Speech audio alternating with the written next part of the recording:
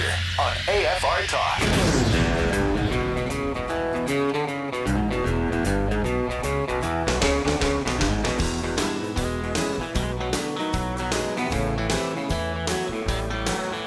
Hi, and welcome back to Focal Point AFR Talk. Brian Fisher is my name. Great to have you in the conversation today. A lot we're going to get to, give you some information about this shooting at the Naval Yard in Washington, D.C. We're going to talk about the latest in the developments in Syria. President Obama, if you can believe it, has waived a law that prohibits the selling of weapons to terrorists. So in other words, we have a law on the books that says you cannot give weapons to terrorists. President Obama has waived that law so that now we can get weapons and arms and munitions to people that he knows are involved in terrorism. So don't miss the significance of this, ladies and gentlemen. We have a president who is breaking the law. He has no authority to waive this law. He can't do that. Congress is responsible to pass laws. His job is to execute them, not to write them, not to amend them, not to modify them, not to ignore them. His job is to implement them, execute them. That's why he heads up the executive branch. Congress passes legislation, and he's the one that implements it. He's the one that puts it into practice. He has no authority, no liberty, no moral right or constitutional right or legal right or ethical right to change the laws that are given to him by Congress. And Congress has very clearly said it's the law. You can't give weapons to terrorists. Can't do it.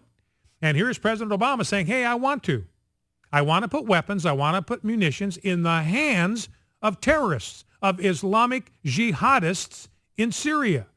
And so he's waived that restriction. Now, I mean, you start thinking about the list of possibly impeachable offenses.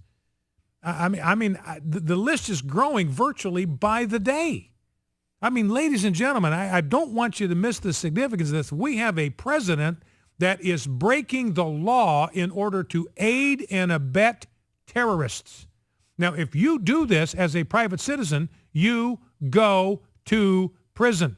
This is a felony offense. We're sending people to prison every week virtually who raise money for terrorist activities overseas. It doesn't have to be in the United States.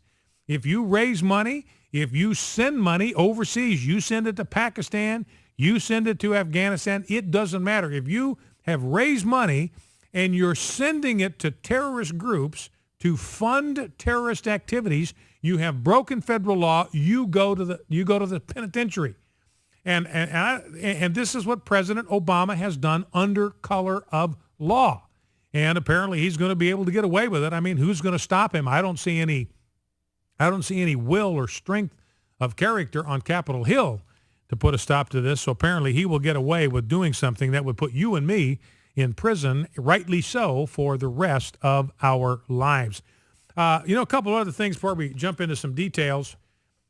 The liberals are constantly beating up Republicans for this mythical war on women. Now, the real war, as we've talked about before, is the war on men. In fact, it's a war on boys. You've got a war on boys going on. School is designed for the way that girls learn. School is not designed for the ways that boys learn. So you got to strap them into a chair for several hours a day. They're not made for that. They're not designed for that. God didn't make little boys to be strapped to a chair for 6 hours at a time. So no wonder they're fidgety and they're active and they're looking out the window and they want to go out and do recess. It's not that they can't learn. They're perfectly bright. It's just that the education process needs to be tailored for boys who are active. Instead, our learning system is tailored for the way that girls learn. It's no wonder then, and all this attention has been devoted to girls in our educational system. Now they're the majority of students in college. They get the majority of bachelor's degrees. They get the majority of master's degrees. And boys are just getting kind of flushed out of the educational system. So the real problem is that we have a war on boys. But if you're talking about a war on women, I'll tell you where that war is being waged worldwide. It's being waged against women in the womb. That's where the real war on women is. And one of the things that I am is I am a supporter of equal rights for unborn women. That's what we need to be pressing for, equal rights for unborn women. I'm looking at a story here from lifenews.com from India. Right now, they have a huge imbalance in India in their population because they are systematically aborting girls, females, while they are still in the womb. Right now, it's like what's going on in China. This is very similar to what's happening in China. Only in China, you have an official one-child policy. In India, what you have is sex selection abortions, and you get the same exact result. Many places in India, you've got 126 boys that have been born for every 100 girls. And you know, well, what's the big deal with that, you think? Well, what that leads to then is it leads to human trafficking. They start kidnapping women, young girls, young women in other countries, transporting them to India because you have 126 boys, 26 of them out of every 100 are never going to be able to legitimately know the joys of sexual intimacy in marriage because the other 100 girls are taken. There's 26 boys that are left over. Now, in God's economy, he roughly has it balanced out. If you let the laws of nature and nature's God work as they're designed to do, you get about 103 boys for every 100 girls. And that winds up being a balance because it's the men that go to war. It's the men that are engaged in the dangerous occupations that can lead to a accidental death in an early age. So it all tends to balance out. But when you start monkeying with God's system, this is what you get. So it leads to human trafficking. It leads to the selling of brides. It leads to prostitution. It leads to all kinds of sex crimes. So that's where the war on women right now is being waged. It's being waged against unborn women. And in India, because they do not value girls like they value boys, boys are valued by families more so than girls. And so if they running out of food to eat, they feed the boys first, and then they feed the girls. Now, in a biblical worldview, males are taught to sacrifice, to lay down their lives for their wives, to lay down their lives for the women in their vicinity. That's what we're taught in Christianity. India doesn't know that. They don't have Christianity. They don't have the light of Christianity. They are mired in the darkness of Hinduism, and there, males are prized above females. In Christianity, we are of equal worth. Males and females are of equal worth. We have different roles to play. Don't misunderstand me. We're not equal in role. We are equal in value. We have different roles to play in the home. We have different roles to play in the church. We have different roles to play, I believe, by God's design in society. But we are equal in worth and value and significance. Hinduism doesn't know anything about that.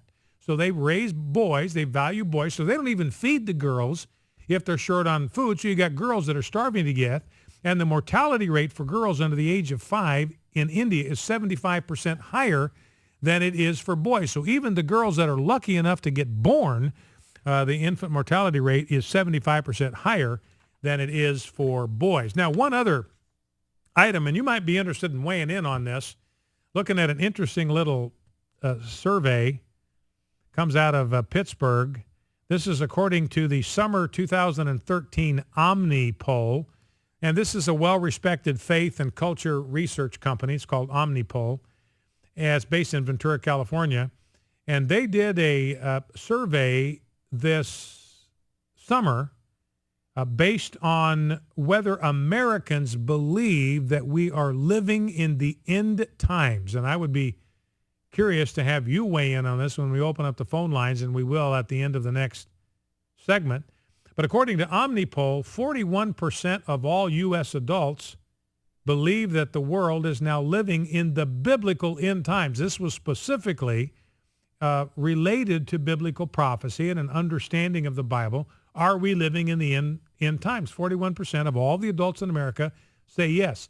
54% of Protestants, so the number is higher among Protestants than the general population. 54% of Protestants believe we are living in the end times. And catch this, 77% of evangelicals, 77% of evangelicals believe that the world is now living in the biblical end times. I'd be curious as to what you think about the answer to that question. And of course, with evangelicals, we are the ones that believe in the inerrancy of the Scripture. We believe in the second coming of Jesus Christ. We believe that that is going to literally be fulfilled. We believe that one day the world is going to end. History as we know it is going to end when Jesus Christ returns as the coming conqueror and coming king. He's going to rule the world as it was intended to be run. And you'll notice, by the way, that when God sets up a form of government, it's a monarchy. I mean, people think that God's preferred system of government is a Republican form of government or democracy. It's not. He prefers a monarchy. That's what he set up for Israel. That's what he's going to set up when Jesus Christ comes again. You think Jesus Christ is going to convene some form of the Senate to decide what public policy ought to be? No. The problem, and this is what our founders recognized, the problem is nobody is fit to be a king. Nobody can be trusted with the power of the king. No human being can be trusted with that kind of unchecked power. And the founders understood that. And that's a biblical point of view because of the fallenness of man. They understood nobody can be trusted with that kind of power. Even though that's the best way to run it, the best way to run a society is with a benevolent dictator.